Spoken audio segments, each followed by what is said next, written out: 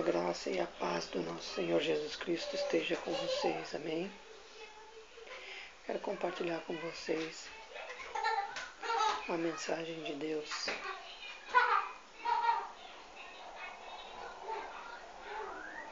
Salmos 5:3.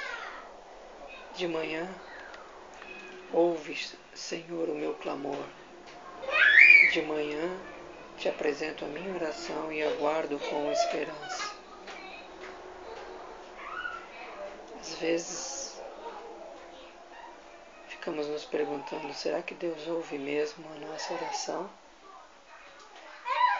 Às vezes duvidamos de que Deus está ouvindo tudo que nós falamos com Ele, tudo que nós conversamos com Ele através de oração.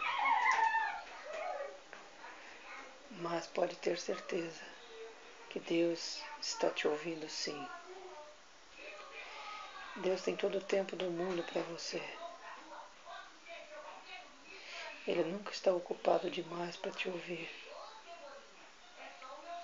Ele é eterno. Tempo para Deus não é problema. Tudo que você está passando é importante para Ele.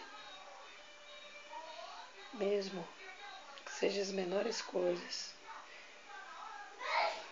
é importante para Ele. Você é obra criada por Ele. É obra-prima dEle. Ele quer cuidar de você. Ele te ama. Quando você ora, você conversa com Deus. Não é um monólogo, é um diálogo. Deus vai responder tudo que você pede para Ele, tudo que você conversa com Ele, Ele vai te responder. Precisamos aprender a esperar o tempo certo de Deus.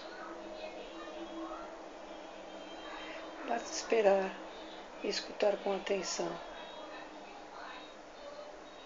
E aí? Já ouviu a sua resposta? Então aguarde. Deus quer falar com você. Amém?